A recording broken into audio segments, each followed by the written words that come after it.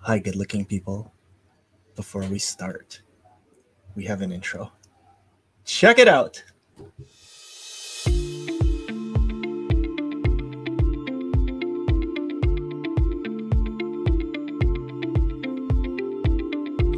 Hey everyone, welcome to Tales from the Casino Pit. This is a podcast about stories in the casino industry. And now, here are your hosts, Jay, John, and Mike.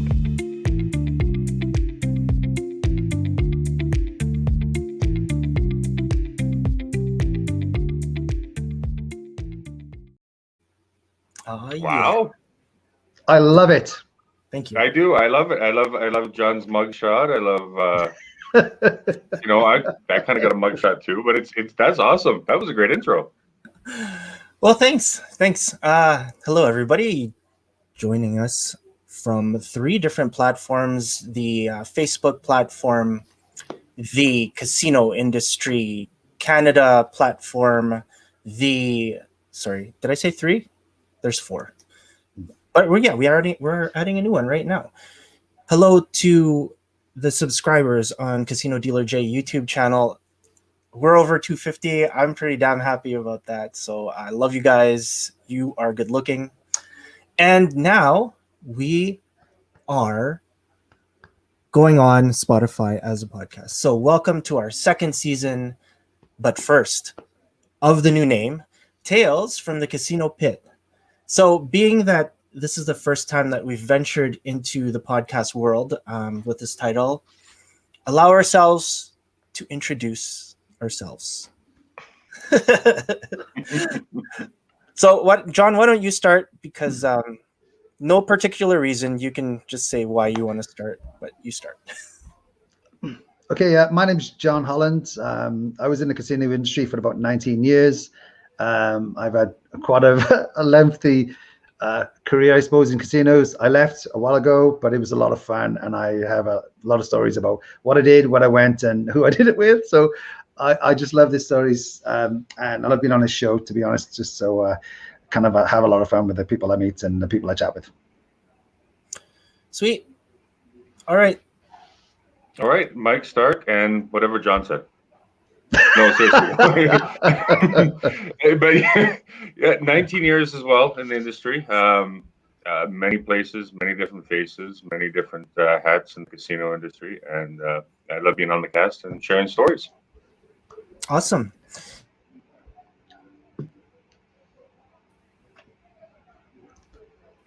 You're just hanging out on Yeah, me okay. the whole time. Okay. No, I was asking you a question, but you didn't answer it. I said many hats, including that one you're wearing right now. Jeez. Oh, sorry, I didn't hear that. Yeah, okay. Whatever. And anyways, my name is Jay. You can find me on social media at Casino Dealer J. I have been in the industry for 23 years. Oh my God, 23 years.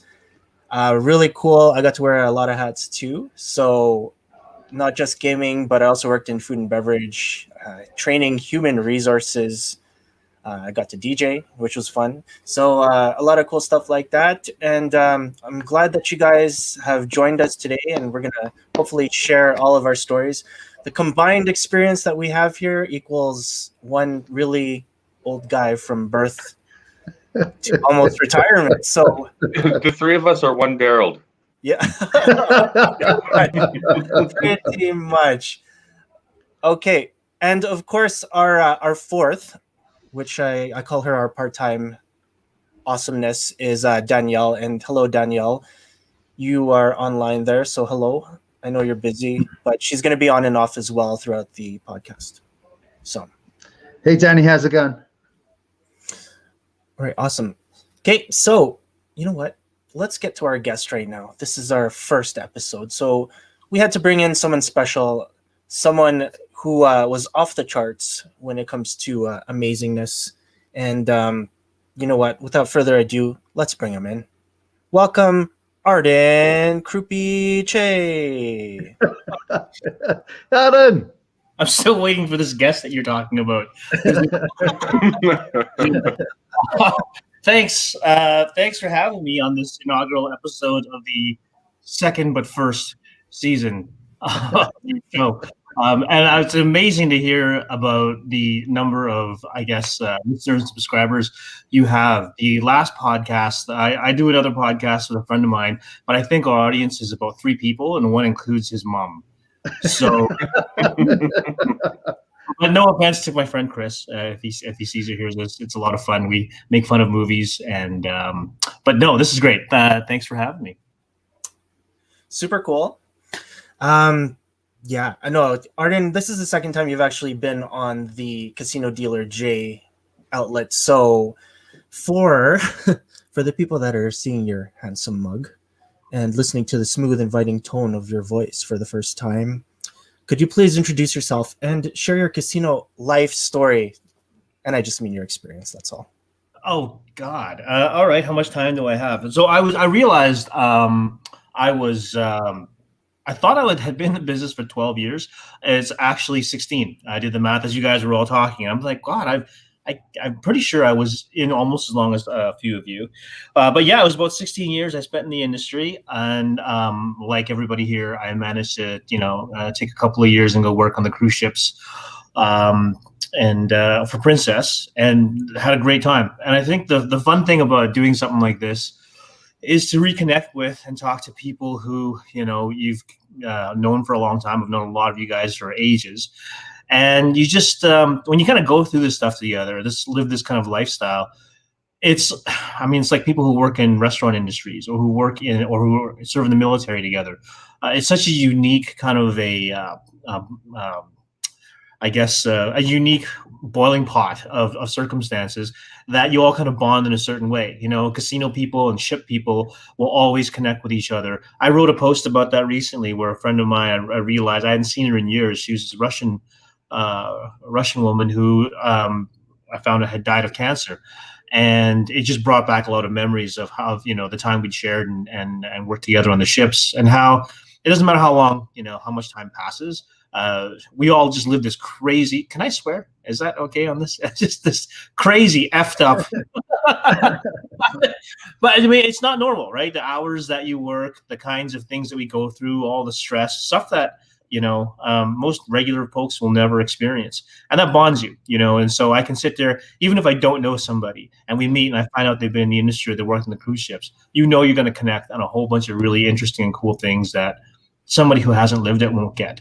And so this is great. And it's pretty cool you guys are doing this. And I'm happy to, like I said, I don't think I'm anything special, but I'm happy to be your first guest, and we'll swap a few stories like John and I used to do. I guess you could describe my casino career as it was always the part-time thing while I was going to school. And that turned out to be a part-time thing while I was doing my first job, and then a part-time thing when I came back from the ships, and then a part-time thing while I was working my next job. And it was, it's not just that it's easy money. Again, it's the camaraderie and the people. I love that John and I always used to describe working craps together as getting paid to hang out with your friends. And you could tell we were getting on into middle age because we just started swapping recipes for, we weren't talking about women. We weren't talking about, parties or drinking. It was like, I discovered this really awesome beef stroganoff recipe. You got to try it. But the funny thing about that, though, is like the game would go on around us. So it was like, okay, yeah, you got a bet. So how did you do it? Oh, that was a bet. Yeah, go. Okay, yeah, no, you didn't have it. You too. Like, no, you know what I mean? It was crazy how it was just like integrated into like the whole kind of like dynamics of the game. But it was, yeah, you used to, because I remember at the time you just used to work weekends, and you were always on dice, and I was working the nights as well. And like me and you were kind of like fixtures on that, right? So it was actually kind of cool. That ability, that flow, comes from having achieved a certain level of skill, right? Familiarity, so that you can actually provide the customer experience, run the game, do your job, and then hang out and talk with your friend. I essentially multitask. And I think that's something that takes work. That's craftsmanship. That takes some real care and practice. But when you can do it, then it's fun. It's like literally, yeah, we're getting paid to hang out with friends, and nobody can say anything because we're providing the customer experience. We're dealing the game well. We just have to be talking about beef stroganoff. So yeah, that's it in a nutshell. couple It's, comments. for everybody watching, like the left side of the screen is the McDavid and Draisaitl of the Craps Palace. Okay, just so everybody knows there. Hardly. It was a great team that we had there, and I know I'm sure on your show you've talked endlessly about what a great team that was there. But beyond the skill, it was the personalities. We liked being hanging out together, and we were friends.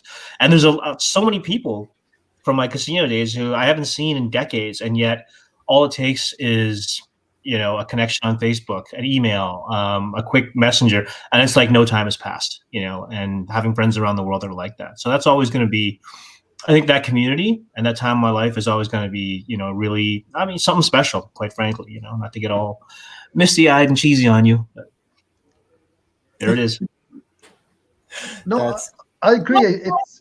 Sorry, I don't mean to jump in, but I think that it's like we're bonded by a shared experience, right? When you work in casinos. So, like I said, I reached out to this lady today, Sylvie, who wrote that really cool article that I posted. I don't know her. I know some mutual friends that have worked with her. And so we just kind of like messaging on LinkedIn, and it was all like the shared experience. Like, oh yeah, I did this, I did that, what about this? And it was like, unless you've been in it, you don't understand it.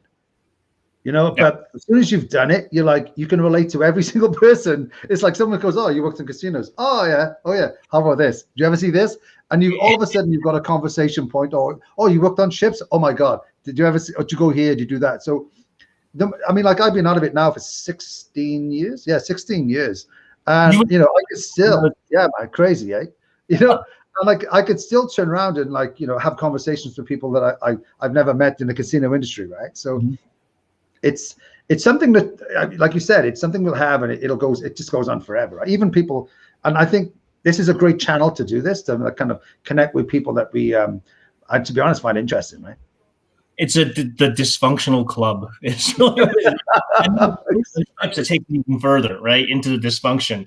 Where you won't even bat an eye at somebody who's drinking at 9 a.m. Because the day just ended. It was a Tuesday. It's a shame. Exactly. Oh, for sure. There's a large number of people around the world who, I would not hesitate to help, to, have stay at my place or whatever it is you can do, right? Because you just got that connection. But I think the really interesting thing, if I may kind of segue into that article you were talking about, I thought it was super interesting because all four, and for those readers or those listeners who haven't read it, the article basically talks about how the skills you learn in, working in a casino actually make you a very valuable employee outside of the casino industry. And I think, when you look at the economy now and how everything's just kind of falling apart, especially in service industry, having those skills is now more important than ever in being able to work in, transfer it into something else, and for employers to recognize that. I remember, John, years ago when you and I both kind of started delving into the world of real estate, you in mortgages and me in as a real estate agent, a commercial broker. We had talked about what are all the things that, we learned at the craps table that we've taken with us into sales, into, about reading people, about dealing with pressure and multitasking. And it was really cool to see somebody actually write that out and realize that, that's, we're all four of us here living proof that those skills mattered and took us into different industries post-casino life. So, shout out to everybody out there who's, slapped plastic, spun a sickle wheel, clacked some tiles, or scooped some dice. Like, I think valuable skills to have. Yep, for sure. I think one of the things that excuse me, I always compared to a craps table to Cheers, and people are like, what are you talking about? Because as soon as when you used to watch Cheers, the TV show, like Norm would walk in and everyone would go, Norm, and everybody knew him, and he'd walk in and he'd sit down, everybody knew his name, he knew what he wanted to drink, they knew everything about him, and he sat there and he just had a good time, right? And I was like, that is exactly like the experience that we used to give people on a craps table, right? When we're together, or most successful craps table, whatever. The guy would come in, you'd know the name, you know what he wanted, you know how he played, you know everything about him, and he sat there and he enjoyed it, he had a great time, right? And it was catered to that particular person. Like I to be honest, I hate the term like, oh, treat somebody how you treat them. Oh, you want to be treated. Well, no, treat him like he wants to be treated. No, I want to be treated. Yeah, I might not like what he wants. So Yeah. but we did that. Do you know what I mean? Like we managed to do that. It was like a la carte gambling. You know what I mean? It was, you know, the guy could come in and it was just like, that guy, it was specific for him. The service was specifically for him. And I remember, when I left the industry, I kept saying to people, like, you know, I got into, you know, mortgages and, you know, banking and things like that. And I was like, man, at some point, if somebody realizes how good casino people are at creating that personalized customer experience, it'll be amazing. Because nobody would want to move anywhere else, because it's like now it's like, oh, we have all this data analytics and people are doing this and we can do these things and we can cater for you. Man, we were doing that 20 years ago, 30 years ago, right? Yeah. And I would say the number one skill for me coming out of the casino industry was learning how to read people and size up a situation like instantly, because right away, you know, especially working on the ships, guy comes up to your table, he pulls out a few grand to buy in, and you know, within the first minute, you got to figure out, does he want me to chat him up to earn tips, or does he want me to just shut up and deal fast? You know, and you have to learn to, because we make our living on customer service and, you know, and getting jockeys, and it's just it's a skill that I think I've taken with me everywhere you go, where right away you can kind of tell, like, it teaches you to listen and pay attention to detail. The good dealers, right? The ones who really could, you know, could pull those tips in and provide customer service. Remember, we always say, you know, the perfect situation is if the customer loses their money, has a great time, and tips you, you've done your job. That's the trifecta, right, for the casino. Because it's like Disney. We're providing an experience. We're there to entertain them, and especially on the ships. It's a skill that's really, really hard to master. But if you do, you can take it anywhere. Yeah, you know, and going back to that point, and especially during maybe the later stages in the palace before I left for ships, we had a day crew on craps that was the same most of the time. John was always boxed, and we had the same customers come in, and we treated them all differently but the same. And seriously, they could have played the game. They just had to put down the money on the table. We could have played the game for them. We knew what they wanted. We knew how they wanted it. We knew where they wanted it, and the customers kept coming back, and we loved them. They loved us. It was fun. It was kind of a family, because you could give them the odd ribbon, you could make fun of them, and they could make fun of you, and it was a really fun atmosphere. Yeah, we make fun of each other, you know, which we often do. But again, you know, the really good crews, what you learn to do is you learn to listen and pay attention. And that is such a valuable skill wherever you go and whatever you do in life. I run into so many people. I mean, eventually my career led into the world of finance and investment, and now in venture capital. And, you know, I run into so many situations where people, they think that listening means just waiting for your turn to talk, right? And they're not paying attention to what the other person needs. And you'll never sell that way. You'll never persuade anybody that way. You have to really be able to look at somebody else's point of view and understand what they need in order to then communicate with them. You don't just come in and say, hey, I got this great whatever and I want to sell it to you, or I need to convince you of this. You start by saying, hey, what do you want? You know, well, what are you interested in? And like John said, you know, how do you want to be treated? And if you can do that, I mean, you'll go far no matter what career you're in. Do you know one of the things as well I found that's like way back when we were in casinos and we all worked together, and they try to do a lot now, and it's kind of like a buzzword now. It was about like engagement. You know, how are the employees engaged? I remember, like, you know, like Arden, you know, all of us, when we were on that table and multiple games, we used to have so much fun. We were so engaged in what we were doing, like, and the players liked it, and we just have it was like, oh my God, that was so much fun. And you go on break for 20 minutes, and then you'd have a laugh, joke, and we'll do whatever on break. But there was so much engagement, and people wanted to be there, and you just had so much fun, right? Yeah. And the challenge now, so many other industries now, since I've ever left, and I've worked in different places, they're all trying to get because now people realize, well, engaged employees are good for you because the business will make more money if your employees are engaged. I mean, we just naturally did it. It was, I don't know. I mean, like, I don't remember anyone coming around and saying, you need to have more fun. I was like, well, I think we're doing it on our own. But I mean, like, we were so engaged in that, and you saw how successful it was, right? I mean, like, you think that Croupi-Tse when we first went there was crazy. People went there because it was so much fun, and we were so engaged, and it was like pure entertainment, right? I mean, they could have played anywhere else, but they drove over past other casinos to come and play us with us, right? And yeah, and it's funny because I just realized for the audience, be forewarned, this is a lot of foreshadowing in regards to the conversation ahead that we were chatting about earlier. But to your point, though, John, is you're right. Like, I remember just looking forward to going to work because it was fun. It was exhilarating. I felt like I was utilizing all of my personality and my skill set, and that was necessary. And that I had a team, and that we were, like you said, we were working together. But it was something to look forward to. I mean, it wasn't just showing up somewhere and sitting at a desk all day, working on a computer by myself. I've done plenty of that in my career as well. And I can say that, I do miss those days. And it saddens me in a way, partially because it makes me realize how old I am now, to think that we were actually part of a golden age of casino dealing here in the province, right? There really was. I do really believe there was. I mean, I've seen the state the industry is now, and I understand how it got there. I got into the business in 1992. And just watching how it evolved and changed because of the different ownership and growth and such. And then I guess I feel very fortunate that I got to participate in and grow up in the industry, so to speak, and be part of that golden age of dealing. It's something that I don't think will ever come back again.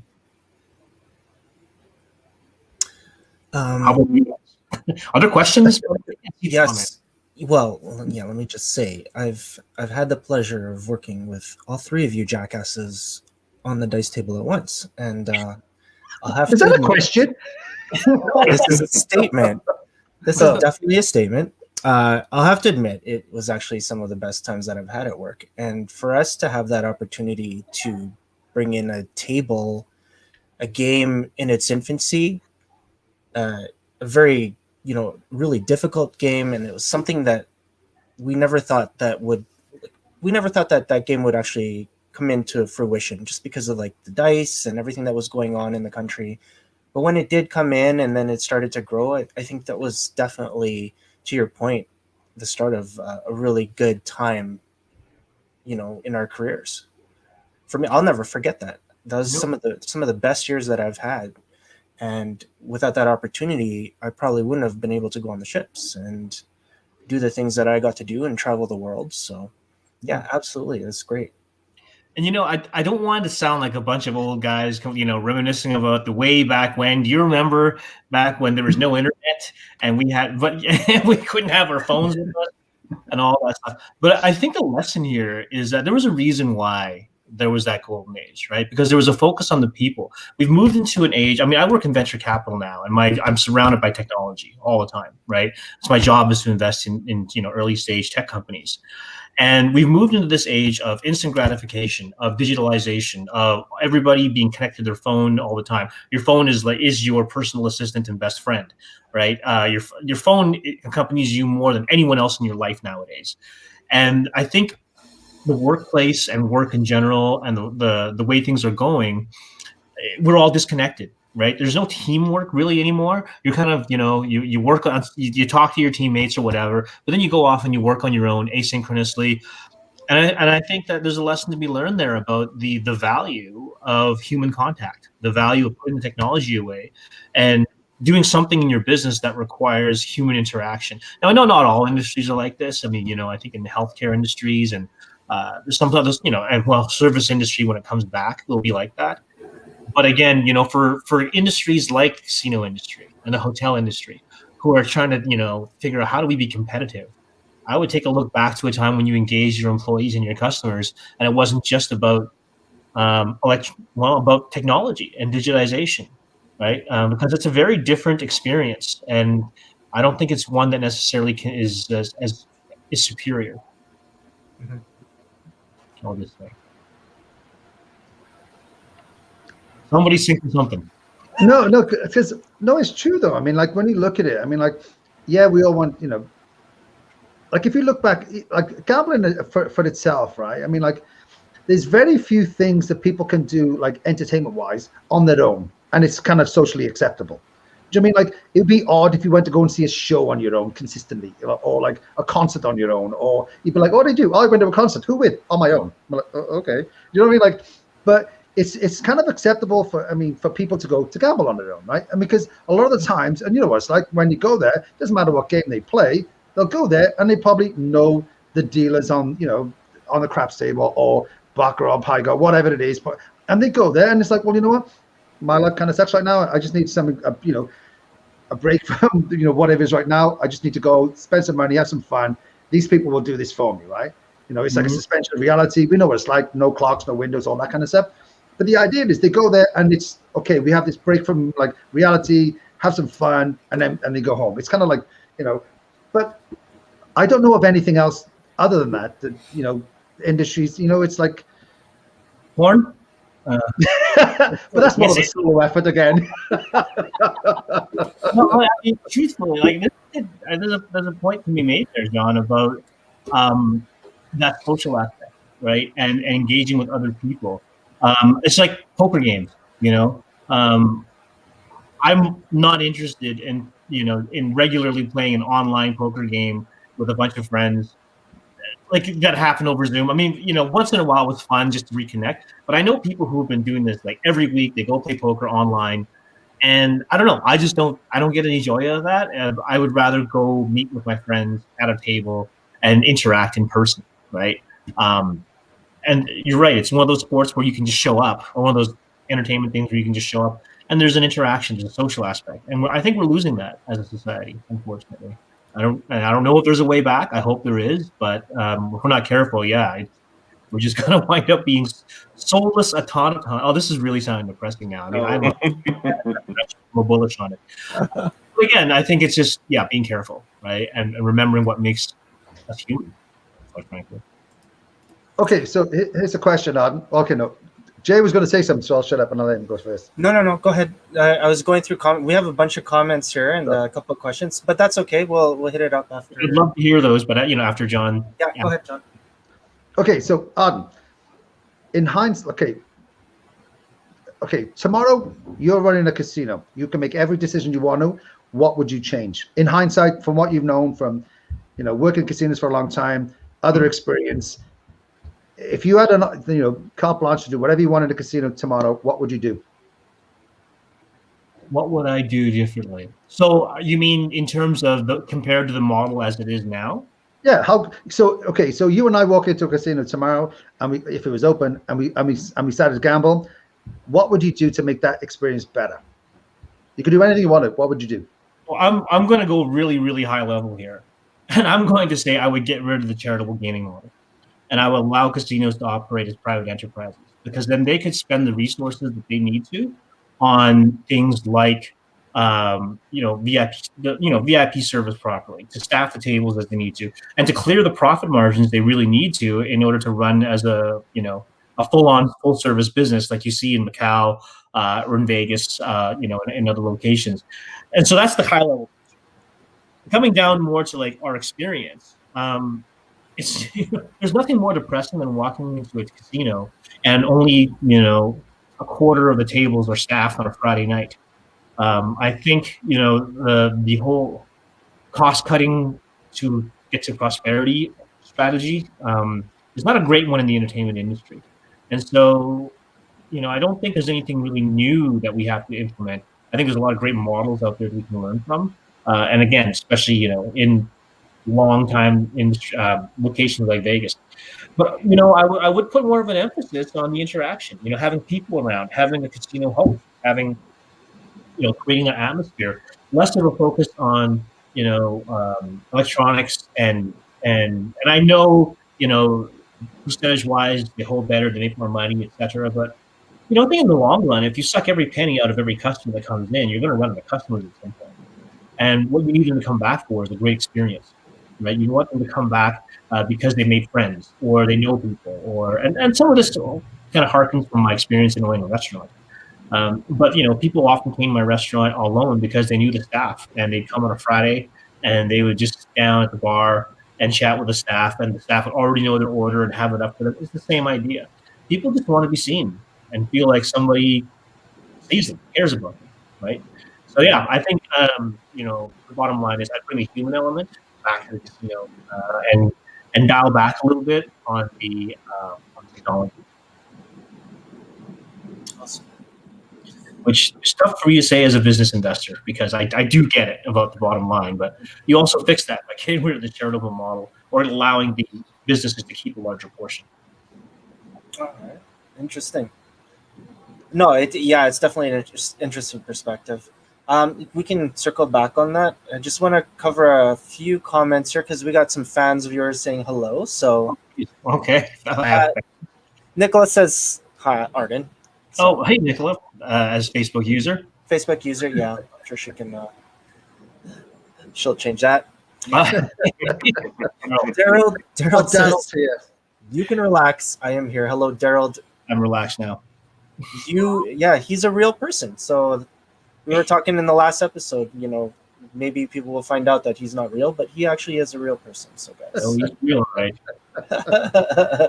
There's a lot of him to be real. So, I just got that. So Danny said she read that article as well. I did want to find the link for it, but we'll post it after the show and we'll put it into the description there for those of you that haven't read it yet. Danny's question to you, Arden, is what do you think is the most important skill to have to be in the industry? Be in the industry, because as I mentioned before, I think the ability to listen is the number one skill to not only be in the industry but to get out of it. But I think you have to like people, right? I mean, at the end of the day, you have to. I've seen a lot of dealers who really were there just for the paycheck, and they hated people, or at least they were not very good at hiding that. And if you can't provide that experience, then maybe you shouldn't be in the entertainment, because it really is the entertainment industry. And it also just makes your life a lot easier if you enjoy what you're doing. Now, granted, not all punters are going to be great. A lot of them are not. But I mean, when I say you got to like people, it's also your coworkers, right? And having that, you don't have to be an extrovert.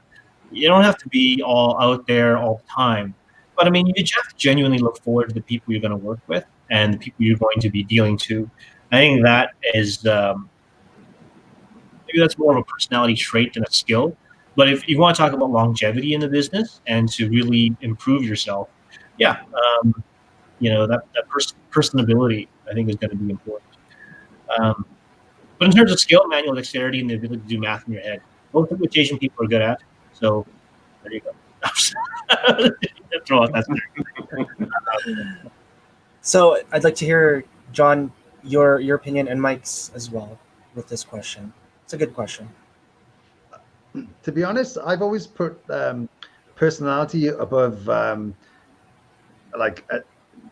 being good at being able to deal, because like Martin mentioned, right, this is an entertainment industry, and you can manually, you can have shitty hands, you can, not, your dexterity is not very good, but if you're really good with players, people want to stay with you and play with you and lose money, whatever, and that's what you want to do. You want, ultimately, the players need to stay on the table, and you need to kind of like engage with them and have fun with them, and that, I think, is the biggest skill. I think is be enjoyable and realize, okay, this is an entertainment. You don't have to be the best dealer, you don't have to be the best hands, you don't have to be the fastest dealer, because ultimately, like, how many times has somebody been on a table, you're like, this guy, why is this guy dealing so fast? Where's he going? It's like, I've got a best to catch, what is he doing it so fast? I mean, like, I've done it myself. I'm like, dude, man, what are you doing? You're like, you can talk as well, I mean, you can tell me the numbers of the cards, like, aren't you going to expect a tip? Do you know what I mean? So your actual, your dealing ability, literally, I think anyway, is way down the totem pole of the skills you need to be a great dealer. You need to, I remember there used to be a dealer in the Palace, and she was an older lady, but she was so nice and players loved her. She wasn't very good as a dealer. She was quite terrible, to be honest, if you looked at her, but people loved her, and they'd be like, oh, go on there. And they spent there, and she was so, like, she was just wonderful.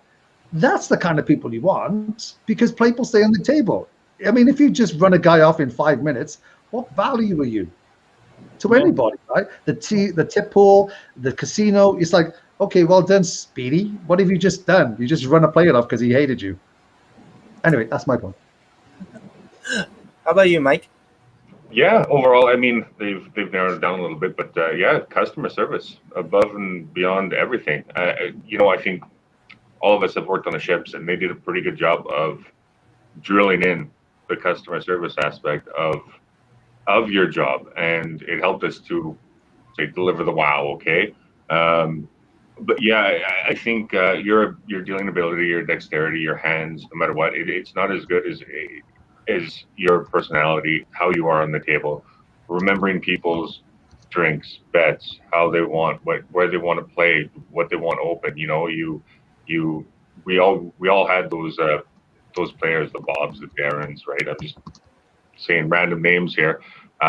We knew what they wanted, we knew where they wanted it, and you'd give them that. And if they didn't have something there, they were distracted. You reminded them, and that's, hey, you know what? Thank you for having my back. And that's more than dealing 75 hands per hour. Okay. Actually, you guys just got me thinking about something. It's an interesting perspective we have, because I remember when I first started off as a dealer, I didn't realize any of that. Right. I think it's only when you've been around for a while, and especially when you work on the ships where you're so dependent on tips. But as a manager, and having been in kind of an assistant manager position, I would look at building a casino crew like a portfolio. You can't have everybody with the exact same skill set. So you're going to want to have the dealers who are very friendly and who can pull down big tips and who could, keep customers there that the customer might come back to. But you're also going to want to have the really highly proficient dealers who can handle, a heaving 12-person craps game on one side. When it's a busy night, like you have to have people who are very technically proficient and fast. Like there's just no two ways about it. Your table will die if it's taking 2 minutes in between each roll. And you also are going to need to have the cooler that comes in where the puncher's got a lot of the casino's money. And let's face it, that could threaten, the bankroll or whatever as it may be. And you have to have someone that can go in and just deal lightning fast and get the odds kind of working back in the casino's favor. And I think my point here is that there's room for a lot of different types, right? But you got to decide what kind of type you want to be, and that's going to make you happy. I mean, if you're happy being that, speedy, killer, I mean, just know that, you're probably not going to make a good amount of gratuities doing that. But then you hope that you have a crew that's balanced out and somebody can do that. But I think there's room for a lot of different types. Although I would say you want more of those people that have the personality to draw people in. So I saw a comment about an Instant Pot somewhere there pop up on my screen. That was me. That was me joking, saying, I have an Instant Pot. Do you have any recipes? No, but I have an air fryer, and that thing is amazing. So we'll have to. I have this weird compulsion now to buy small kitchen appliances. So, oh my God, I might have to buy one. Oh, air fryers are the best. Air fried tofu, chicken wings, steak, you name it. Good stuff. But I digress. Are there any more questions or comments or anything interesting from the audience? Yes, there is. Hello, Roxanne. Nice to see you on. She says, I never laughed so hard in my life than when I was on craps with Arden and Chris. Two of the funniest craps dealers ever, two absolutely amazing dealers, and one subpar rookie. But they taught me so much. Well, thank you. Those were good times. Definitely good times. Couple random comments that I can't remember what we were talking about. Daryl says clean and dry socks. And porn for John. I don't remember that topic, but I guess he has some for you. I don't know. I don't know. Well, Daryl's got some point later. Yeah. Okay. I'm not even. I have nothing. Yeah. Sorry, another comment. Team Hardways. Hello, Team Hardways on the Casino Dealer J YouTube channel. I definitely remember the great dealers and the bad ones. Yeah, so do I, actually, from our experiences, not just dealing together, but going to the other casinos because they were in their infancy as well. They were starting craps the same time we were. Whole bunch of new crews, and we'd always go to all these other casinos just to see what they were doing, if there were any new stick calls or new moves, and we'd just basically tour around and see, not just like competition or anything like that, but it was just that's basically how it was when craps first came into the city. Everyone was just visiting everybody at the time. So there was a sense of pride and a sense of competition, right? You all wanted to be really good at it. I remember when we used to go down to Calgary Stampede before craps, before dice were legalized. Remember they had the spinner craps, and we would all go down and we'd just be like, this is awesome. We got, little did we know. And then eventually when we came back and dice came in, realizing that the game could be even, taken to a whole new level. But I remember how much we respected and looked up to those dealers, even at the Stampede, who dealt the game here, even with the spinners, guys like Mike Diaz and Denny Huang and those guys, and because it was the hands, right, and it was their ability to move the chips around and all that sort of stuff. It was really great and an honor to actually be able to graduate into that game and become a part of that club, I guess, if you will. And so, yeah, you wanted to be good. You wanted to be elite. You wanted to, to know that you were at least as good, if not better, than the next guy or the next crew, right? Point of pride. When saying that, I think customer service is the most important trait as a casino dealer. And I really do think it is. Being a casino dealer myself and going to different places, watching somebody with smooth hands and just the smoothness of everything is so nice to watch. Just watching the dealing ability of some people is what I like to see too. So yeah. Sorry, go ahead, John. No, I was just going to say I'd worked with a lot of Canadian dealers when I was on Royal Caribbean, and I came to Edmonton in 1998, and they taught me so much about like Klondike days and K days. You want to go and see it? There's all the casinos shut down. There's this massive thing. So I came in August of 98, whatever. So my wife and we went there, and I was so looking forward to seeing it. And it was the first year that all the casinos had opened. So I went there, and it was like dramatically smaller, obviously. And that was the first time I saw like the spinning wheel. I'd like never seen it before. I was like, what is that?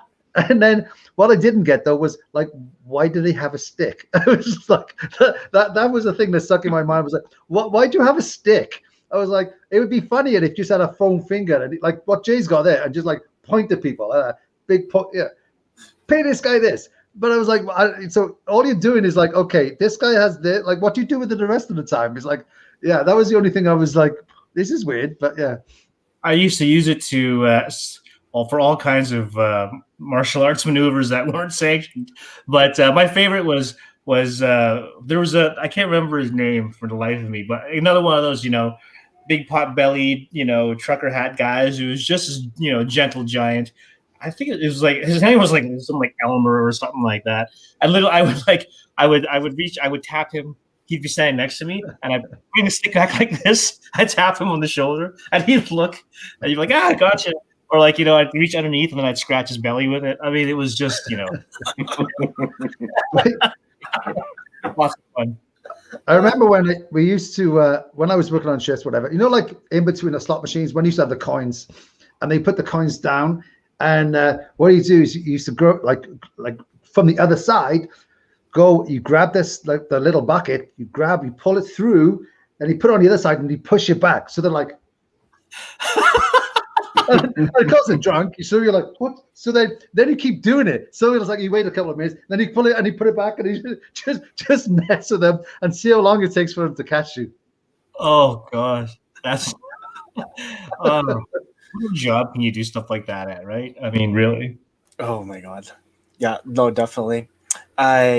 Mike, I know you're a busy person. We were talking about being successful beyond the casino industry, and you've done a really good job in the hospital industry, and what you're doing there is pretty amazing. And I know you have to work early tomorrow, so thanks for joining us for the first episode, and totally appreciate all the work that you're doing. No, I wouldn't miss it. And thanks for having me on. And Arden, it is great to catch up with you. And when this is all over, like I said to many guests, we have to get together. And likewise.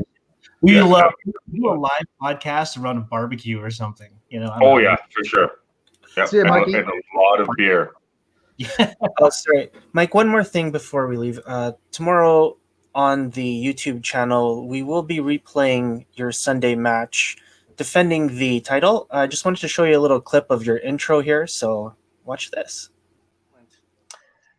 And our champion with a record of 2-1, he is the reigning, defending, undisputed Paigao Tiles. Oh, nice spell. Universal. I was gonna say, wow. Universal Paigao. That's not a wrestling toy belt, by the way. Universal Paigao Tiles champion of the universe, Mike the Guaylobo Star. I love that. Okay. So we also have.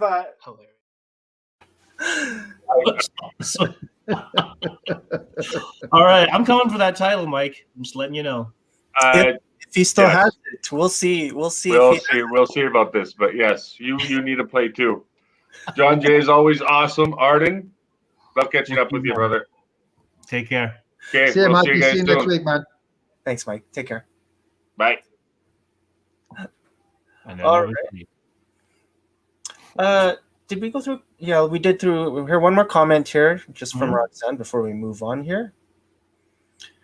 I definitely use those people skills learned from the casino when I'm talking to operators during inspections. The casino taught me how to read people to get them to do what you want, but making them think it's their idea. Brilliant. That's exactly what it's all about, Roxanne. And it's really nice to hear from you. God, it really has been decades. But again, it's just like right away, I see the name, I remember you, and it's really nice to, to connect on here. But that is absolutely it. You hit it on the head. I think John was a master of that, and how he was able to. So I'm going to say right now, and hopefully I'm not going to make John blush, but you're definitely an example of somebody who unbelievably took what you learned in the casino and worked your way up through sheer grit and hustle to work. He wound up working alongside with some of my classmates from my MBA program, guys who had spent thousands of dollars and years in school to do what John was doing. But John hustled his way there through sheer smarts, right? And from everything you learned about the human condition. And that's amazing. That's not a story you hear every day. And I like to bug Josh about that. And especially next time I see him, I'm like, dude, all you needed to do was hustle for a few years. You didn't need this expensive MBA to get there. But much respect to you, John, for doing that. Like, you really, and I remember the moment, not the exact moment, but a lot of times we talk at the craps table about, you're like, I got to get out of the industry, make a career for myself. I need to do something, it's because you had kids coming and all that. And you just wanted to, to let's just say raise the income bar on your life. And you did it through sheer determination, and also credit to your smarts. But, that's not easy to do. So well done, honestly. Well, thanks a lot, man. I really appreciate it. But you know what? The challenge I think we all faced at that time is we were always told that nothing you learn here can be taken outside. And I always felt that was wrong. Like, that's why I really like that article about, your next employee should be a casino person, and these are the reasons why. Yeah. It's like we dealt with the toughened conditions, like drunk people, mad people, angry people, and people. Like sometimes dead people, I mean, it's just like, and then you still, it's like, okay, you have all this, and you're like, okay, you're still working, still functioning, and then you go on a break, you have a cigarette, you have a drink, and you come back and you go and deal with another different group. And it was like, I feel that there's so many skills that you transfer over. Like you said perfectly earlier, you said, we understand the human condition better than probably anybody else, because you see them in the worst of times, right? When they're gambling and mad and irate and they're drunk or whatever. And then you react to it. I've never had, since I've left in 16 years, and like people getting mad at me now, I'm like, you're not throwing anything at me. You haven't pulled a gun at me. You haven't really said I'm going to shoot you in the face. So I'm like, okay, it's life and death. Yeah. So I mean, it's dramatic, but when your livelihood depends on your ability to read people, right? Because again, for most, those who don't know, especially, when you're working in the cruise ship industry, we're paid a pittance. Like, it's just, back then it was like $280 a month or something like that. The rest is you working on tips. And on a good, in the Caribbean 1 week cruise and back in the heyday, you could do over $1,000 a week in tips easily if you had a good crew and you all worked together and you could entertain the passengers. But if you didn't, you'd make nothing. And so, why are you out there? So yeah, I think that is a skill that has to be honed. You don't get put into that condition except for like service industry, restaurant people, like you said, you get to see people sometimes at their worst, and in a casino sometimes even worse because they're losing money. But yeah, you got to be able to react, maneuver around it, deal with all these different situations and resolve it peacefully without getting shot or robbed. Yeah. Yeah. No. And that's the thing. I mean, like one of the things that article like they wrote about, like the pressure. I mean, like I remember, like we've all had like people like managers like sweating the money. What are you doing? You lost, blah, blah, blah. And you're like, okay, like we all know we can't make people win, we can't make them lose. But I mean, oh my God, I mean, how many times I worked with this crazy guy and he was like, he changed the dice. He told a pit bot, one of the dealers to throw the shoe off the table. So just so we could bring a new shoe in. And it was just like all this crazy press stuff. And he's like, if you don't do this my way or the gangway, and some places, some places you so much pressure. And like, it's when I just don't think that regular employment agencies or jobs, whatever, understand like what people who's been in casinos a long time, what they have to offer to other employees. Yeah, and to be to be fair, not every casino employee has those skills. We're talking about cared enough and that that hone their craft. But if you have somebody that actually says, yeah, these are the skills I learned, and they've been in the industry long enough, I'd be inclined to believe them and take that for face value. Before I forgot, crazy stories from managers that sweat the money. I once had a manager make me paint the number 7 underneath our table on the Grand Prince, because the table had been losing money for weeks on end, and he didn't know what to do. We changed the dice and everything, pulled a set of dice out of the fridge, everything. And so one day, on a turnover day, turnaround day, he gets me and another guy to come in. He gives us a can of spray paint.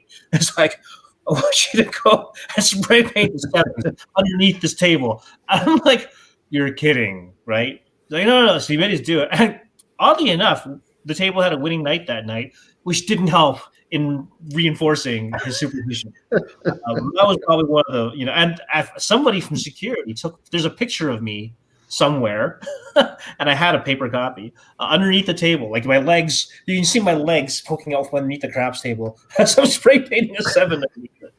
Wow, that was one of the weirdest things I had to do.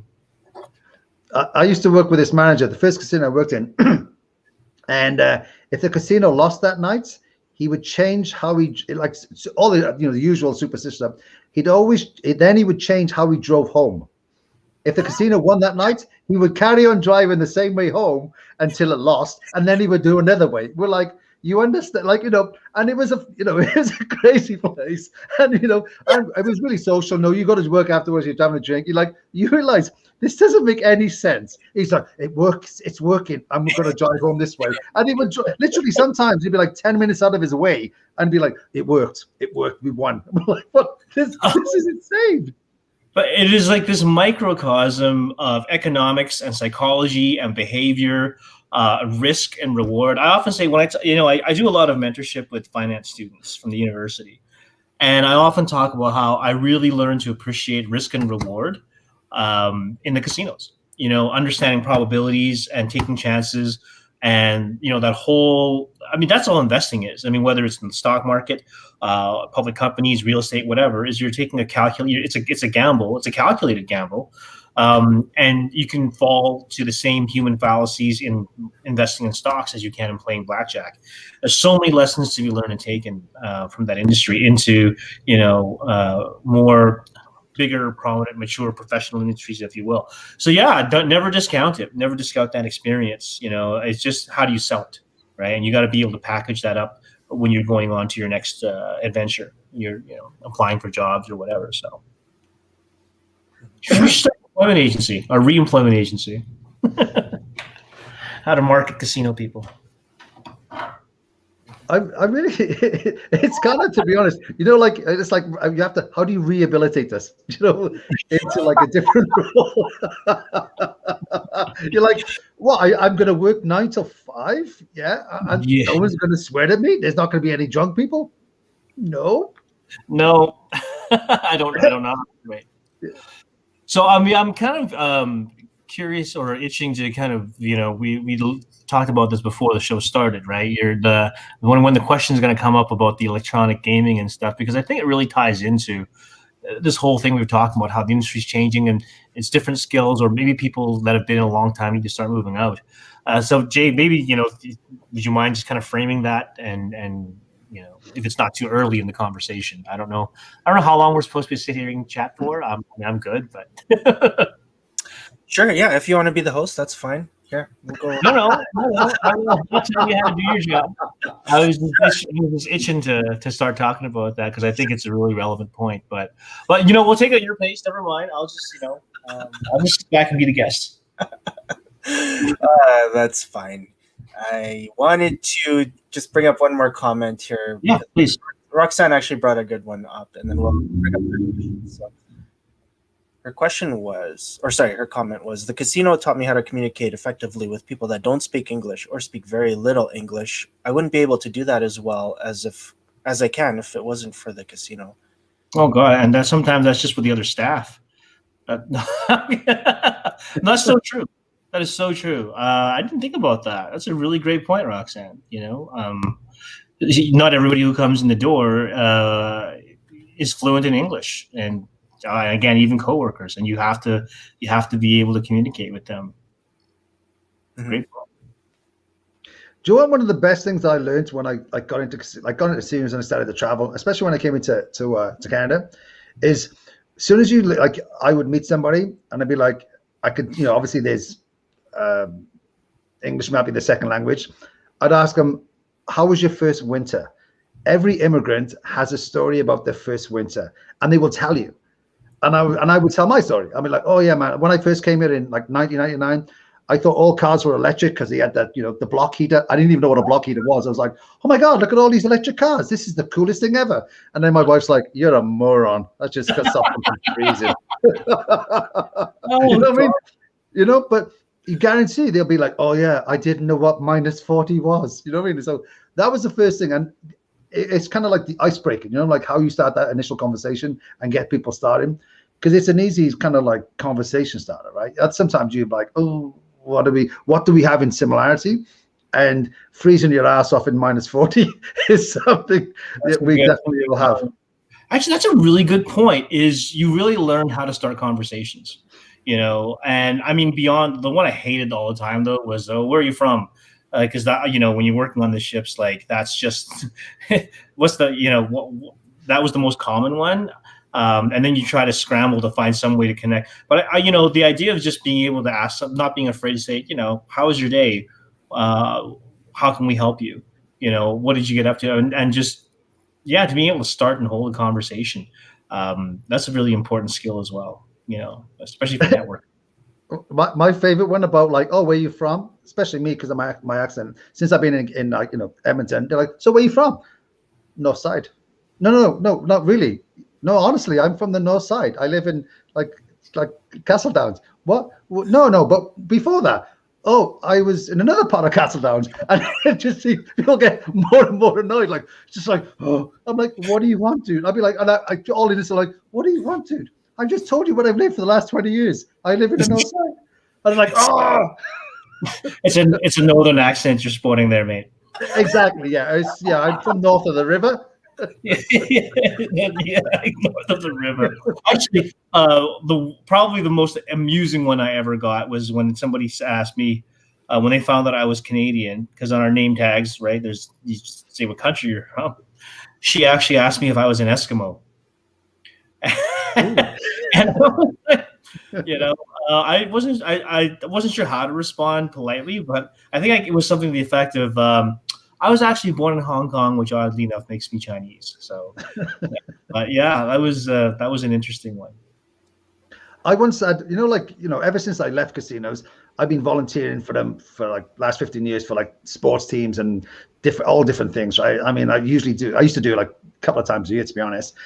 And I remember a few years ago, I was volunteering for this one thing for my school, my kids' school. And this woman come up and we sat and I'd say, oh, I just want to be a cashier. I don't want to do anything else. I can cut chips. I can do all that stuff. I don't want to be anything else. So I'd sit there and it was another cashier. And I start talking and this girl's like, oh, so where are you from? I'm like, oh, here we go again. I'm like, oh, I'm from Wales. And the woman's like, oh, really? Do you know such and such? And how many times have we all heard that? Like 1 billion times, right? And I was like, yes. No, actually, started off. She goes, "Oh, where are you from in Wales?" I was like, "Oh, Cardiff." I was like, "Oh, I know someone from Cardiff." I was like, "Oh, here we go." And then she went, "Oh, what part?" I was like, "Oh, Grangetown." And she's like, "Oh, I know someone from there too." I was like, "No." And then she went, "Oh, do you know Sarah?" I was like, "What? What's her last name?" And she told me her last name. I was like, I went to elementary school with her. It was the weirdest shit. I swear to God. I was like, what? I was like, no way. She goes, yeah, I was there last year. And I was like, I texted my wife. I was like, you will not believe what just happened to me.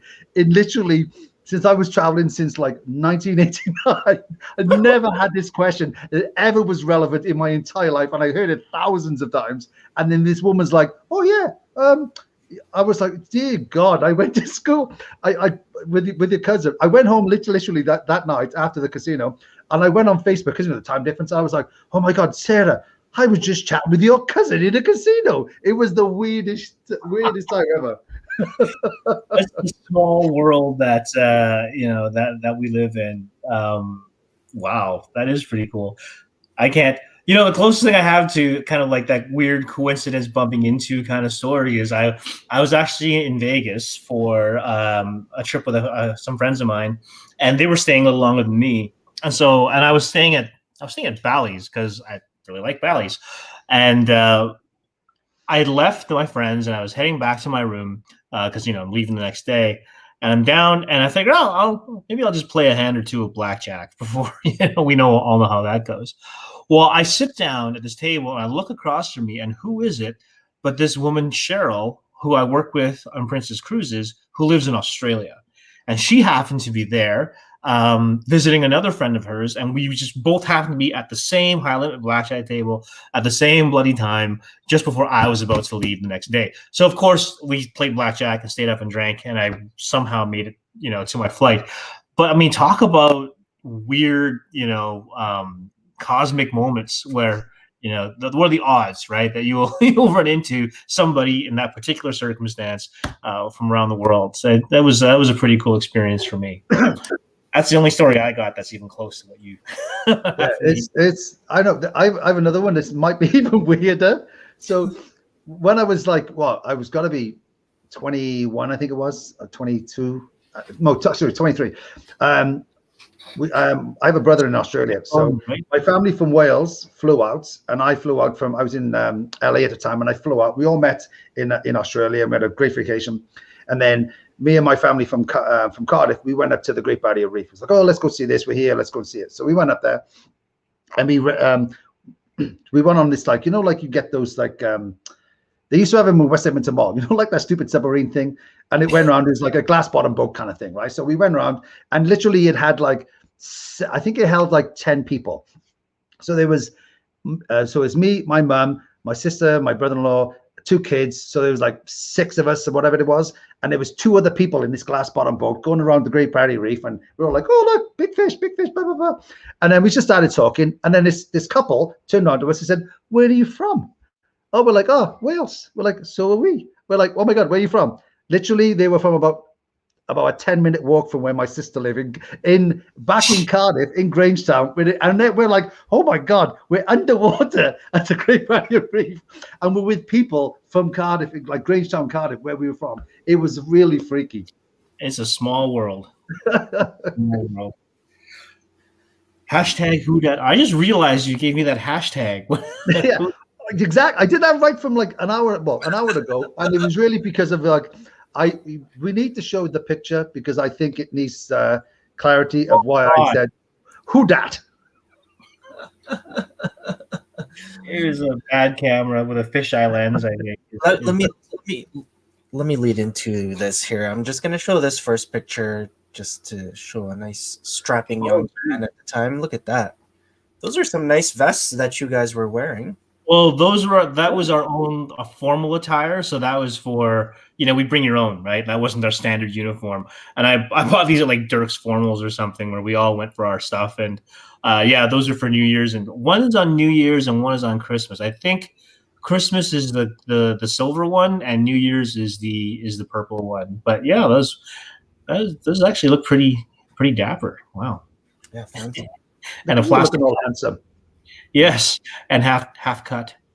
That's not a sunburn on the left. All right. Next pick. What ship is this? This is the Grand Princess. I did 2 contracts on that ship, and a lot of good memories there. This was in Cozumel. We're talking Cozumel. Fancy. And that ship was enormous. Yeah, at the time when it came out, it was the biggest of its class, similar to the Voyager class, right? It's dwarfed now with the mega ships out there, but at the time, that was it was funny because I got on the Grand probably a year or two after its inaugural launch, or maybe a few years after. But we had when the Grand had launched in the Princess fleet. It was like this really, really big deal. And if you were on the crew that worked in the Grand, you were like something special, right? And you'd hear about it. And I worked on my first contract with this guy, Glenn Thomas, Chopper. He's from Australia. And it was funny. He was a great guy, but the number of times we'd be doing something and he'd be like, well, back on the Grand. Well, on the Grand, we did this. On the Grand, we were like, "You're not on the Grand, Chopper. Nobody gives a shit." So, on the Grand, back on. I was like, but it was a big deal back then, and a lot of great memories. A lot of great memories on that ship. I actually only spent my time because I did a number of contracts on the Grand. I did the only other ship I was on was the Regal Princess, which is a lot smaller, and the Regal we sailed from. Oh, that's a lie. I've spent my first contract on the Sea Princess for 3 days. And then they transshipped me to the Regal because there was a big blow up and a bunch of people had gotten sacked. And so they were shifting people around and I was a low person on the totem pole and, moved me over. And so then I spent it on the Regal, which was great because instead of doing Alaska and that, I wound up going to my first contract. We crossed over to Russia, to Vladivostok.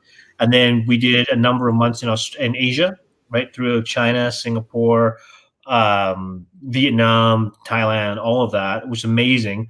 And then I finished off my tour on that ship in Australia and New Zealand. And so those are parts of the world I never would have gone to on my own, I don't think, and it really opened my eyes to the Pacific side of the world. Before that, my big travel plans were always Europe and such. That's where I really wanted to spend my time. But yeah, the first contract was great, and then the rest of my time in Princess was on the Grand. But I mean, that was those were some kicking contracts because when you're working in the Caribbean doing 7-day cruises and on spring break, it's heaving. The money's great, the scenery is great. Every week you've got a whole batch of college students coming in on their spring break, and we had some pretty wild times. That was my makeup for not being in a fraternity in university.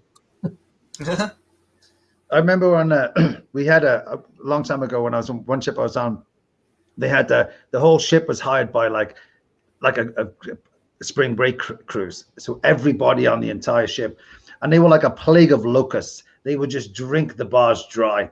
And then they would move on to the next. And they'd have to go, okay, we have to close this bar now because you've drunk everything. And then they would go to another bar and then they have to restock this one while they just drank through the next one. It was crazy. We went to, at the time, we had to go to this private island. And they turned around and they were like, nobody from the crew was allowed off on this private island. Because they didn't want them to because there was a lot of them like underage, like 19, whatever, 20, and they didn't want anything like inappropriate to happen. And I was working on the island. I used to work in a dive shack. I'd rent out like snorkeling gear and stuff like that as a side gig because we had 4 days off a week. So like 4 days off a week. And I would do it just for some extra money and just for a laugh. So I was allowed to get off and work on the island, but there was like hardly anybody from the crew was allowed to get off this private island because they didn't want anything untoward to happen. Was that when you did the day ships out of No, that Miami? was actually that was on a Premier when actually it was the first cruise ship I worked on. It was Premier Cruise Lines. It was on the Majestic out of Florida. I used to do 3 and 4 day cruises from Cape Canaveral to the Abacos. And sometimes you weren't on continuously. You do 4 days on, get 3 days off. Well, no, yeah. So it was like we'd have like 2 days off, like a full day off, and like the morning. Do you know what I mean? Like so, and then each cruise. So it's basically like 4 morning, like daytimes for each cruise. And for this charter one, it was basically they took the whole 7 days. So I was like, yeah, man, this is kind of cruise. So we had like 2 full days off at this island, and like 3.5 days off, whatever this island. So I was allowed to get off and do it stuff. It was crazy. It was so crazy, and it was like there were security guards everywhere trying to like stop, like make sure like me and whoever was the crew to not do anything inappropriate that the ship could get sued for. It was crazy. It's funny. I just realized that recently, especially with the pandemic and stuff, I've hit a lot of nostalgic evenings, right? Where either you're on YouTube or whatever, and you're looking through photos, you're thinking about a time in your life you really enjoyed, and I mean, there's 2 periods that always come up, right? One is the 80s, and 2 is working on the cruise ships in particular. And I realized that it wasn't so much like, yeah, it was fun, we had a good time, it was a laugh. But I realized that was the one time in my life as an adult that I didn't have any debt. I had no obligations. I was free to roam. I had this, you're essentially a nomad. You could be, you do 6 months on, you had 6 to 8 weeks off. And in that time, you could do whatever you wanted. Some of us would go back to work in the casinos, or you'd go take a 2 or 3 week trip, but you weren't really tethered down by anything. And I really liked that lifestyle.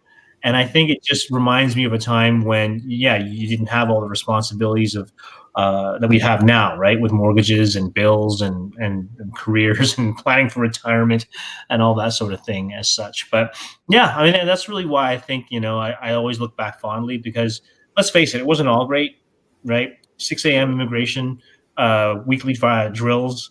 Not all the passengers were fun. And, sometimes, you had to do a lot of stuff you didn't want to. But that was a particular time in life, I think, for a lot of us, where we just didn't have a lot of responsibilities. And that's, that's the nostalgia for me. Well, the first ship I worked on, so like I worked, excuse me. So I went there. It was called Atlantic Associates, and they were like kind of like they used to run casinos in about 30 different ships, and so I went on. It was an 8-month contract. So I went on there, and after about 5 months, I remember like looking to see how much money I had to just go out and party, because we had like I said, we had 2 nights off a cruise on. It was like 3 and 4 days, and I was like, oh my god, I have $4. And the only reason I had $4 was because it was like remember those $2 bills you used to get, the US $2 bills.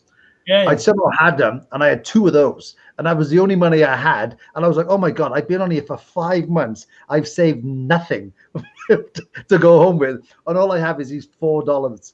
And then I asked one of the dive guys, I'm like, yeah, man, do you need anyone to work on the island? And they're like, oh yeah, man, let's come and do it.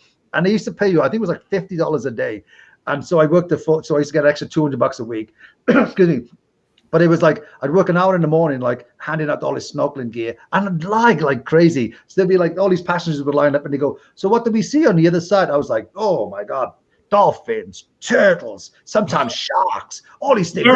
Oh my god, sign me up. And it was like ridiculously expensive. So I'd sell them, and they all come back, and then they go on the other side of the island. And on the way back, they come back, and like 8 hours later, and then like I'd take all this stuff back in, and it'd be like, I never saw any of those things you told me about. I'm like, you should come back tomorrow. I swear to God, they're going to be there. Maybe the tide was a bit further out. I'd make stuff up. It was crazy. And they'd be like, oh, good idea. And then they'd go and they come. I see them the next day, and they'd be like, hi, John. I was like, hey, how's it going? Sign up again. It was metal. And then, for life. Oh my God. Yeah, that was. And that was a time that was the first time I ever tried. Remember the old like jet skis where you'd have to stand up on them? Did I ever tell you that story about when I almost drove it into a ship? Why doesn't no? But that doesn't surprise me. Yeah, it's a long story. Maybe not today, but it's a longer story. But it's I was. But yeah, I agree, man. It was a carefree life. I remember at the time, a friend of mine had a perfect name. He used to call us the '90s nomads, because you just be like, I have no, no Yep. debt, didn't care about it. I literally used to travel around with like a backpack and a suit, like the suit thing where you put your suits in. And I'd have a backpack. I'm like, okay, I can be ready to leave in 30 minutes. See ya. And I would just take off. Yeah, and I mean, yes, it's romantic, and we can easily romanticize that, and it's very nostalgic and stuff. But I have thought, like, what's stopping me? Like, what if I sold everything? I don't have any kids. I'm single. I don't have anything tying me down. And part of me is just like, I think I'm too ornery. I think I like the things I like them a little bit too much to live out of a backpack again, and to be just sleeping on benches and running to catch a bus and living by the seat of your pants, and making it up along the way. Somehow I think if I did that, I would regret it pretty quickly. I kind of I like the fact that my life is the way it is and set up the way it is, and I can there's predictability in some ways, but yeah, I don't know if I could do that now. But sorry, Jay, I've been hogging a conversation. But I just think like travel is a perfect opportunity for when you're young.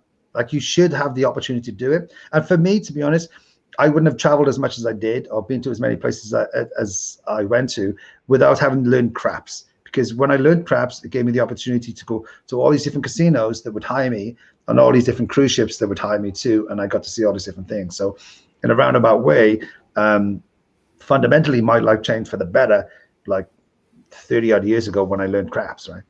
Yeah. Oh, absolutely. It's like if you have casino experience and restaurant experience, before the pandemic, you'll never go unemployed. It's a different story now, and hopefully we'll get back to some sort of recovery down the road. But yeah, it's nice to have this kind of a skill that that makes you valuable, and that you can, I mean, it first came to shove, and I had to, I was stranded in the middle of Europe somewhere, and I had to deal 0-0 roulette. I probably still could, although I'd rather deal blackjack. I don't think you can handle crowd. The fingers just aren't like. I tried doing some drills, and then just like, why did my hands turn into clay? And I just, Yeah, I agree. I think at this point, I've left 16 years ago. I think I've just gone down to like probably just a blackjack dealer now. if push comes to the shove, I could just be like that really entertaining person I thought was like, hey, remember years ago that one was great. Hands of stone, just also no Darrelled. Put me on a red dog table or sick bow. That's probably all I could have at this age. Good times. Okay, just running back here. Just one last comment from Roxanne. Just back to the story about just weird encounters. On the day after I somehow found an old Palace ID tag, I went out to a work camp to do a kitchen inspection, and the security guard was one of my regular poker players. Small room. You can bribe you. She also says just a poker dealer. Well, that's not a bad profession, actually. Yeah. Not for everybody, but yeah, absolutely. Okay, speaking of poker dealing, though, the in a way, the shitty and good thing about having dealt poker is when you go play home games with non-casino people, suddenly you are like the guest of the hour, and you're always invited. You can figure out side plots, and you can keep the game going. I remember I was dealing for like, I was at a friend's game. I wasn't, I mean, the deal went around everywhere, but I'd be talking to somebody, and somebody would be like, Arden, what's going on? I'm like, oh, he made it 10. He raised it to 30. Now it's up to you. And what was the call? And these, and I was still, smoking a cigar and drinking an old fashioned, talking to somebody else. And then, when the chips are when it's all done, because I just can't stand the inefficiency. I would sort all the chips, stack them up, split it up. I'm like, here, okay, go. And you become like, the favorite guest at a poker game. But that also means you have to work every time you go. So. Yeah. I have a story about that, but yeah, we'll save that for another time. Okay, so just a couple more things here. We have like, oh my god, it's like an hour and 20 minutes already. We have 10 minutes left in our podcast, so I'd love to get to the topic. I'm just going to show a couple photos as well before we go on. The topic. The Oh, one boy. topic, yeah, the one of, look at this fancy schmancy name tag back in the day. And that up your bum was one of my Australian supervisors who gave everybody stupid nicknames like that. And for some reason, mine was up your bum. So Yeah, I don't want to know how you got that nickname. no, so. you don't. I don't even remember that. So we can leave that one alone. And just this photo of your three your three name tags. Oh my god. Yeah. Some plastic surgery going on there in the middle. I don't know. To be honest, I think you look like Manny from Modern Family in the middle. It was like, well, he's Manny there. Oh, I am an honorary Pinoy, so maybe that's coming out. Wow. God. Hey, I was like, Manny, you've been catfished. Who's that, Dad? That's where the who dat come from. It's Manny from Modern Family.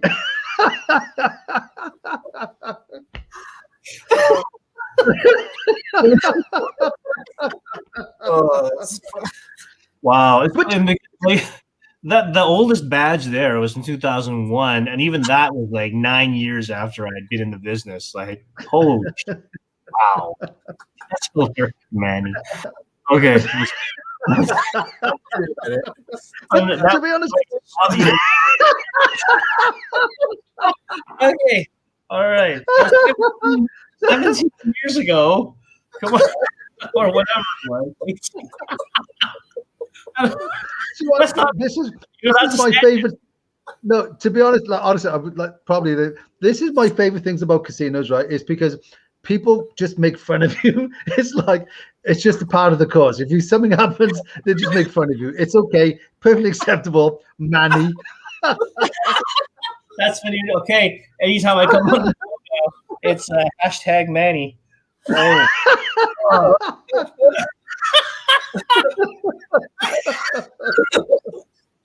Oh my gosh. I haven't laughed like this in a long time. I deserved it. I provided the photo, but I didn't realize it until after I'd sent it. I was like, that really doesn't look like me at all. Like my hands like this. Okay, you know, like Danny from. Oh my god, I love that picture. It's the best ever. Okay, you gotta find a picture of Manny to put up there. Oh my god. I'm sorry, bro. That one's just going in the vault. This is what I mean. This is what it used to be like if nobody was there. What it used to be like when we still did together, right? Something would happen, somebody would say something funny, and we'd all crack up. My ears are pointing. I'm looking at a photo of Manny right now, and my ears are pointing at me. What is that, Manny? I am like, I do have some Latino blood. Like this, there's no way they're the same people. Who are these people? You gotta do it side by side, buddy. Oh my god. I'm sorry. Well, you must have I'll show it to you some other time. I got a photo, but somebody took a photo of there's an Indonesian currency, and like on one of their denominations is one of their former presidents, and he looked, I swear to God, exactly like me. It's uncanny. It's like he said, "Did you time travel and get onto somebody's currency?" And I'm like, I don't know if I can find it here, or I'll send it to you at some point. But it is, it's uncanny. I gotta find it. Oh my god, that's funny. Oh my god. Okay, I'm sorry. Okay. I needed a couple minutes there to record. We have like 5 minutes left. Did you want to talk about our topic?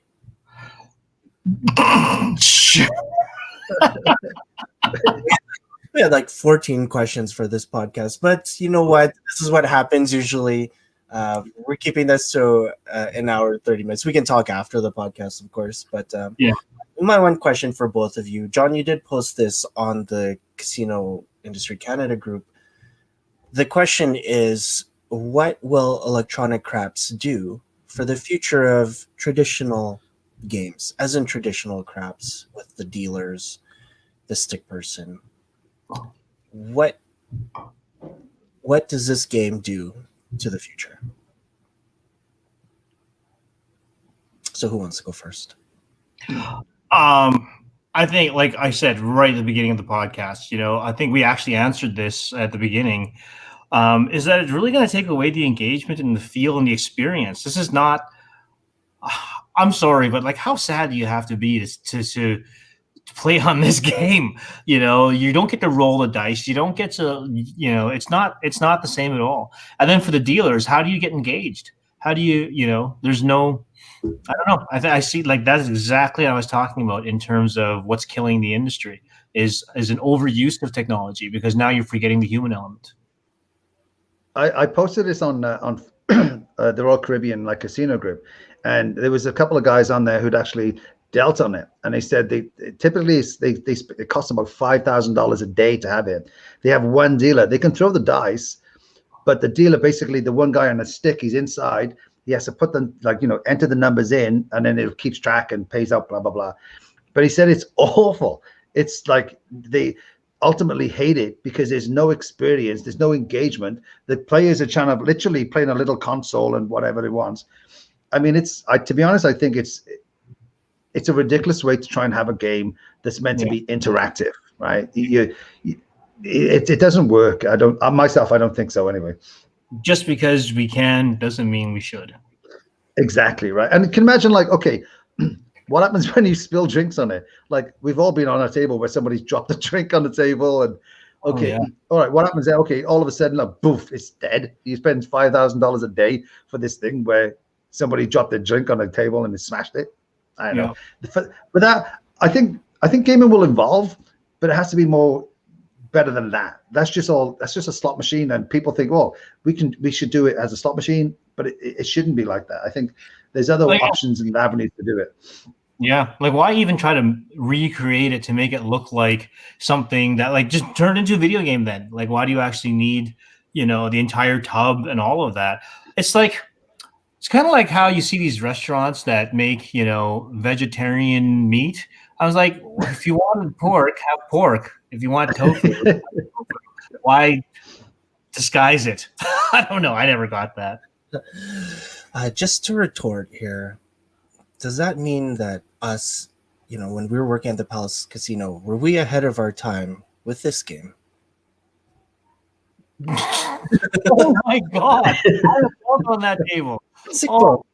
It's funny because we have an electronic game here, and we have a dealer that's punching in numbers, and the table lights up, and drinks have been spilled on this table. So are we 20 years ahead here? We're behind. I don't know. I remember we used dropping balls in different ways to see if you could get different combinations. Which never worked, of course, right? It was I remember when we started, we'd always, pretend it was roulette, and be like, oh, one day when I get to roulette, it'll be like this. Oh, that's a wow. Here, thinking of the balls in my head now. Oh, that's got better in my head now. Second. But yeah, I can totally hear that table. Wow, I've spent many hours on that. That's cool. Yeah. Oh wow. Go ahead, John. No, I was just going to say I never dealt that game at all. The only reason I saw because it was opposite the craps. I remember the carpet. Remember, it used to be under. We were both kind of either side of the stairs. It was like Canadian craps and then real craps. Oh my God, that's hilarious. I miss that carpet. Okay, so there's a couple things here that we need to cover. Sorry, before we end this live stream. Okay, we'll go over just a few. You guys are okay for time right now? Yeah, I'm good. Yeah, I got no plans. I'm not gonna be anywhere. there's a couple things I need to cover before this live stream. The first one is we have an announcement. I think Lars, he sent me a video, so I'm just gonna play it. I haven't seen it yet, so if we can just watch this together. You haven't seen it. I haven't seen it yet, so All right. it's some sort of yeah. We'll talk about it after. Casino dealer P number 8815, Lars Kellio.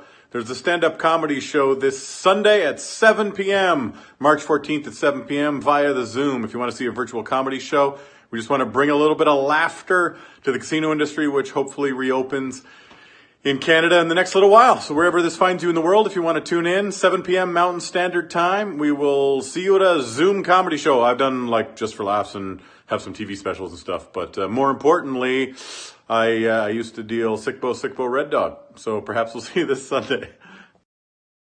That's awesome.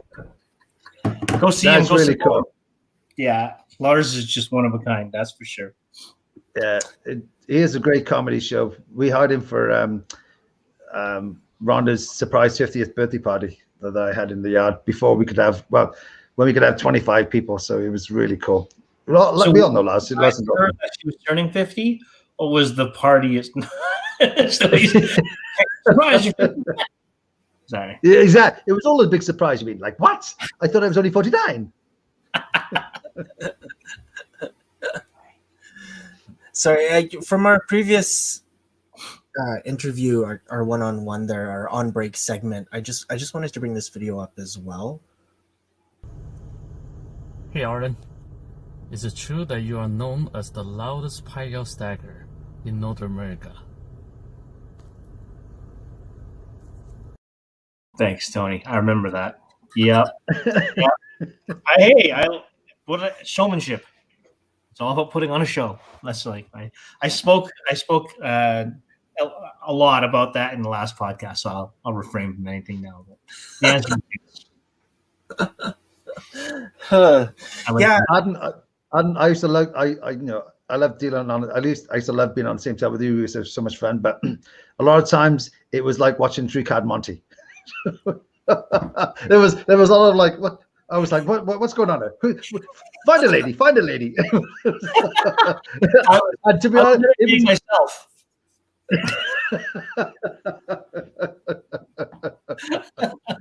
Oh God, those were the days. It was fun. Well, yeah, you guys just stay on after, but that's our time right now for the podcast. So, Arden, you know what? Thank you so much for joining us for our very first episode. And thanks. Pleasure was mine. Thanks so much for having me. It's great to see you too. Yeah, man, it was so cool to see you. And we had when this all stops, we'll have to do lunch again. Yeah, and I'll have to just make sure you park somewhere you don't get a ticket. And I think it's happened twice now.